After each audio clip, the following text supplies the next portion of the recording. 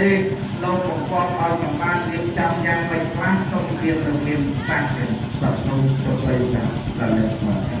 សូមតែក៏ពីបាត់ដល់ដោយយ៉ាងជារូបរបស់រលំលេខចិត្តលេខជារបស់នោះប្រតាមជំនុំបាត់សម្រាប់ប្រជុំលោកគឺអ្នក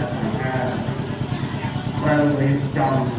កិច្ចពិធីជាពីជាមួយលោកទី1គឺកិច្ចពិធីជុំគ្នាលោកជាបានខាងខ្លះការរៀបបាត់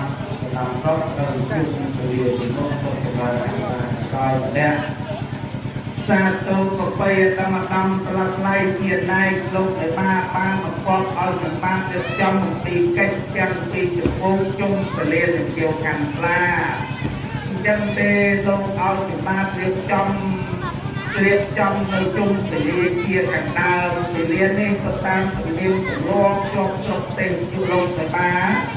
ពលាទាំង5ប្រការនោះគឺខុសរងពេញវងខាត់ថ្ងៃជន់ខាយសត្វអក្សរ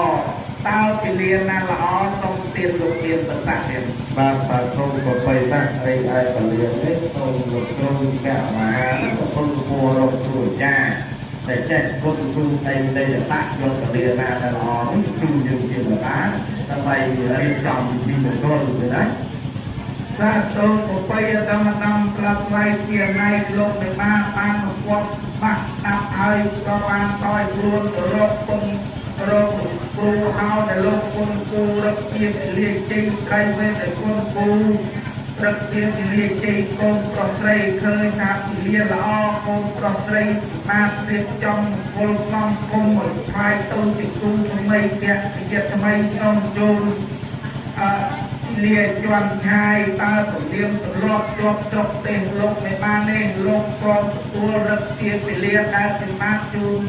ឬចំណាសូមទានលោកអគ្គធ្លាក់សម្ដីទៀតបាទតាគ្រូប្រពៃណាស់អញ្ចឹងលោកបេតាទាំង4ព្រះអង្គទេណាដោយអ្នកមហាប្រពន្ធគួររកគ្រូហោរាដែលចេះចាំទៅ4រាពីបរមរារៀបចំរឹកពីរៀបគុណរបស់គុណដីនៃលោកទាំង4នេះលោកជួនពលាចន់ខាយថាលោកបេតាទាំង4ព្រមទទួលទេណាព្រមទេព្រ